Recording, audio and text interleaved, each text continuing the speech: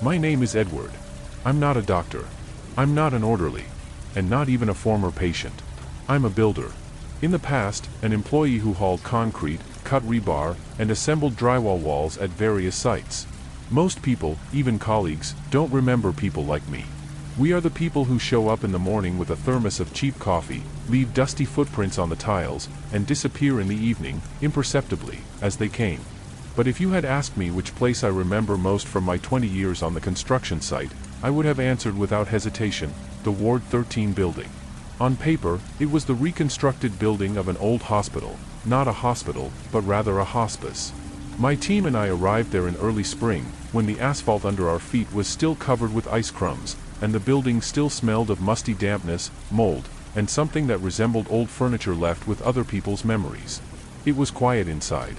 It's not cozy, it's quiet, but the way it is in abandoned houses where the walls keep the sound too tight, where even a cough sounds like a gunshot. Building 13 stood on the outskirts of the main complex. The rest of the buildings were almost ready to open, everything was covered with drywall, water, Wi-Fi, lighting. But the 13th one, it was as if he was being ignored. The senior foreman, Dugan, even joked once, "It looks like this block wasn't built for people." Even the walls whisper to each other at night, and he laughed. We all laughed then. Not because it was funny, but because I wanted to finish my smoke break faster. From the first day, I noticed something strange. None of the drawings that we had did not match reality. Where there should have been a simple hallway, there was another door. Where the ventilation shaft was indicated, the walls were tightly tiled. One of our guys, a guy named Twinkie, said that such discrepancies are common at old sites, but even he later admitted that something was wrong here. In the third week, we found an old gurney left in the basement, covered with dust and stains that for some reason could not be washed off with water. The gurney was bent, as if someone very heavy had been lying on it for a long time, and then abruptly disappeared. I remember Dugan telling me to put everything in a container. The next day, she was standing in the same place again. We took her back to the trash, and she came back again. The third time, I personally threw it out and watched as the garbage truck took everything to the landfill. We never saw her again. But then it became scary not because of her, but because there were fewer of us every day. At first, one of the welders just quit. He didn't say a word. He took his things and left. He didn't even care about the salary. Then the plumber with whom I was wiring pipes on the first floor disappeared.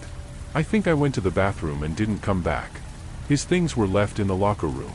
A phone, cigarettes, even a half-eaten sandwich. The police came once. We wandered around, asked around, but found nothing. We thought maybe he just ran away from his debts or his wife. Or he went on a binge. And then something happened that I can't forget. It's been more than 5 years, and I still remember every sound, every smell, as if it was yesterday. Twinkie and I were laying the cable behind the false wall on the second level. The corridor was narrow, the walls were completely sheathed on one side, and there were still open metal rails on the other. I went inside first. A flashlight in his teeth, a claw hammer on his belt, and a cable pulling behind him. I crawled about 5 meters and felt something creaking under me. I stopped. He shone the light down. The floor was solid. Concrete. But there was a vibration underneath me. Very weak. Almost unnoticeable. "Do you feel it?" I shouted at Twinkie. He followed me in silence. We spent a couple more minutes laying the cable until we found something that shouldn't be in this place, a metal hatch-like lid embedded right in the concrete. It wouldn't open. Not with a nail clipper, not with a grinder. It felt like she was welded shut. We wanted to leave it and go, but Twinkie insisted. "It's too weird. We should ask Dugan if these are some kind of old communications." Twinkie left, and I never saw him again. He wasn't in the locker room or on the floor. His car was parked in the parking lot. His tools are against the wall. But he was nowhere to be found. Dugan said he might just have decided to quit like the others. But I knew Twinkies weren't like that. He always worked it out to the end. He was saving up for a motorcycle. He had a wife whom he loved. He couldn't just leave. Not like that. A day later, there were 7 of us left. Then 5. And everyone who talked about strange things disappeared. I became silent. I was just doing my job. One day I went inside early in the morning, before everyone else. The corridors were empty. On the second floor, in the same area, I noticed open doors that had not been there before. There was an office inside. It was old, with cracked walls and a peeling sign on the door, 13-01. He wasn't on any plane. Not on paper, not in a digital archive. Inside there is dust, scattered paper, an old couch and a metal cabinet. There are records inside the cabinet. Handwritten papers. All of them were dated in the last months before the closure of the building. Here's one of them, I kept it for myself. Patient 0427. He repeats the same phrase in his sleep, I don't want to go back there. Please don't open the door. The behavior is unstable. Refuses to eat. Afraid of silence. He says that someone is whispering in the walls. The last session is scheduled for Friday. The recording is closed. The patient is missing. I found 10 more of them. Each patient has similar symptoms. And everyone has the same fate, disappearance. I could feel the cold creeping between my shoulder blades. Not from horror, but from realization. This place, it's not accidentally closed. And the fact that we came here was not just another contract. But I found the most important thing later. An entry marked, last patient. The record marked, last patient, was at the very bottom of the drawer, wrapped in gray medical film, twisted like an old bandage. The paper was not like the others, not a standard form with a cap and a table, but just a torn sheet from a notebook, covered with small, uneven handwriting, as if the person who wrote it was constantly looking over his shoulder. I sat on the edge of a table where someone might have once eaten or cut their wrists. There were thin, parallel scratches on the wooden surface, as if with claws. He unfolded the sheet. The words were simple, but that only made it harder. If someone has found it, leave. I've been here for 21 days. I wasn't treated. No one talked to me. Every day, someone disappeared. Patients first. Then the staff. Then the guards. I'm the last one. If you open the cupboard against the wall, you'll understand. But don't look inside for too long. Close it back. Don't go any further. Just, don't go. I raised my eyes and looked at the closet. It was gray, with peeling paint, a slightly lopsided door, and a sour, acrid smell, the kind that smells when meat has been left at room temperature for too long. I don't know what came over me then. Maybe it was pure fear disguised as interest. Maybe it was just desperation that I was alone, and I needed to understand something. I went over and opened the closet. There was nothing terrible inside, no bodies, no blood. Just clothes. Medical gowns, dusty, gray, with patches. And they were all the same size. Someone's name was written on the inside of each collar, neatly, in pen. I ran my finger over them. In the first one, M. Daniels. The second is H. Garvey. The third one, my heart thumped when I saw the inscription, E. Murrow. My name. My surname. My clothes. I did not sign up for this project. I didn't tell anyone my full name. It was not a standard checkpoint where you need to hand in your passport or fill out a questionnaire. None of the contractors asked for any information other than the name on the badge. And here is a neatly signed medical gown with my last name on it. I stepped back from the closet, slammed the door shut, as if something alive could escape from there. The air in the room became heavier. Not in a figurative sense, I literally started to suffocate. No mysticism, I understand. Perhaps the ventilation system is not working here. Maybe I screwed myself up. But I could feel my fingers going numb and my tongue getting wobbly. I got out of the office as if I were climbing out from under a blockage. He slammed the door and went down the stairs, trying not to look at the walls, which suddenly began to show traces, not physical, but those at the subconscious level. Dirty streaks, peeling plaster, similar to stains. And for some reason, every step felt like I was walking down an iron pipe instead of a ladder. There was no one on the ground floor. No guards, no other workers, not even a sound. I went out into the courtyard and realized that the parking lot was empty.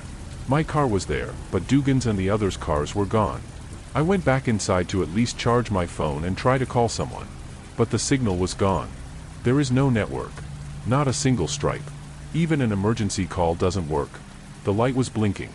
It wasn't the effect of a horror movie, the old wiring, the old system. I pulled it myself. I knew every cable.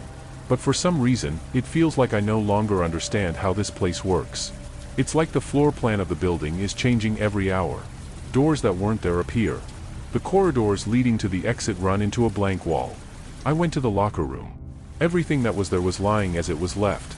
Twinkie's sweatshirt, Igor's tool case, even the pack of cigarettes that Jim left on the bench. It was as if no one had left. It's like they just disappeared.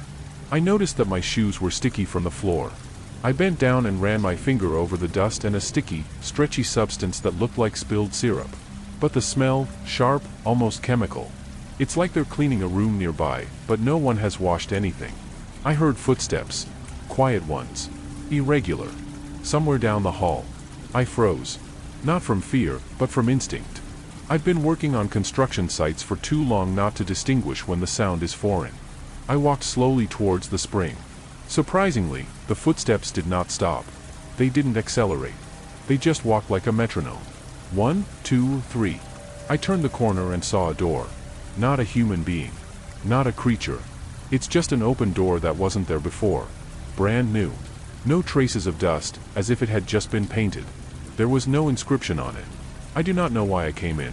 Probably to understand how it all ends. Because I felt that if I left now, I wouldn't be able to live in peace. I'll go inside, polish my shoes, drink coffee, and stay awake. Because I don't know what's in there. Because there's a mystery inside. Because now this place is woven into my life. I went in. There was a hallway outside the door. New. Bright. Illuminated by fluorescent lights that didn't blink. The walls are clean. White tiles. The ceiling is suspended, like in offices. The floor is linoleum, slightly damp, as if it had just been washed. There are doors along the walls. Similar. No signs. And absolute silence. No drops, no creaking, no humming of ventilation. Just my breathing. I walked past 3 doors. He stopped at the 4th. And I heard a voice. Edward? I froze. Not out of terror. From awareness. I knew that voice. It belonged to Twinkie. Calm, a little lazy. He didn't call. He just found out that I put my hand on the handle, but I didn't open it. My stomach, chest, and even my fingers were shaking as if I were holding onto a live wire.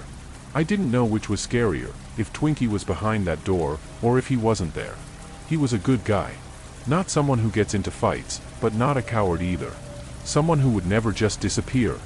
I took a deep breath, exhaled, and pushed the door open. The room behind it did not look like a ward, not like a technical room.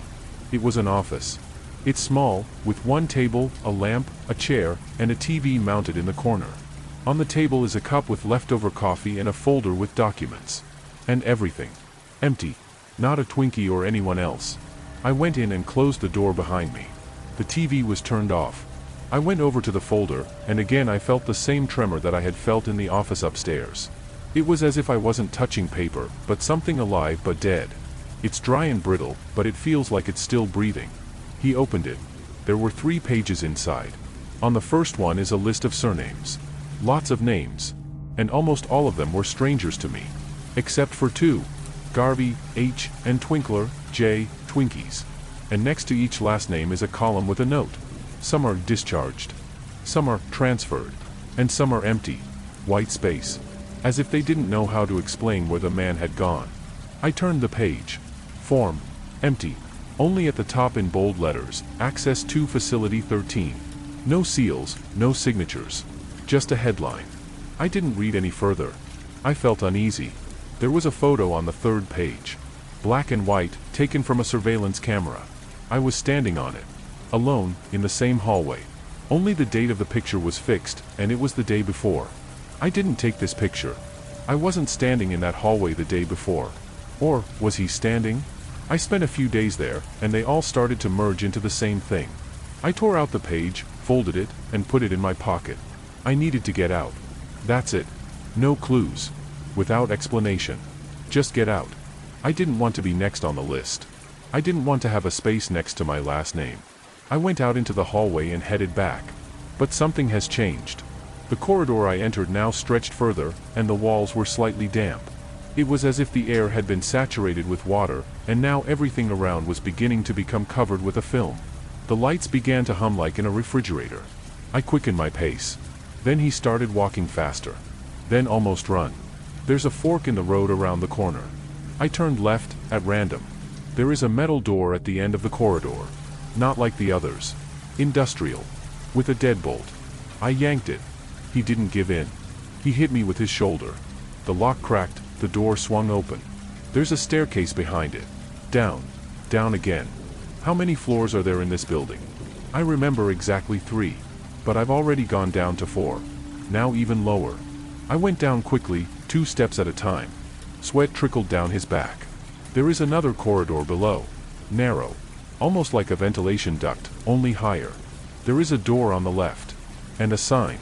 Homemade, made of cardboard. There is a black marker on it, Patient 0. The words are crossed out. And under them is a new inscription. Also in black, the remaining one. I didn't go there.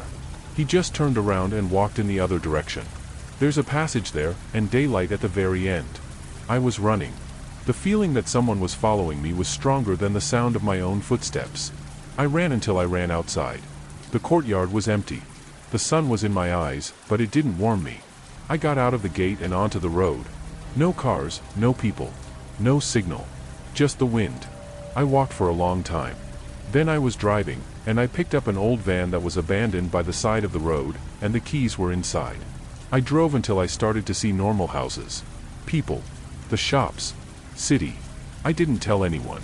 I didn't go to the police. I didn't call the hotlines. What could I say? I didn't know where I was. I didn't know what it was. I just knew I was back. But Twinkies don't. Garvey is not. None of them returned. I received an envelope a week ago. Without a stamp. Inside is a picture of me against the background of that very room. The camera caught me again. And at the bottom is a typewritten inscription. The record has been updated. Patient Edward Murrow. Status, returned. Surveillance, ongoing.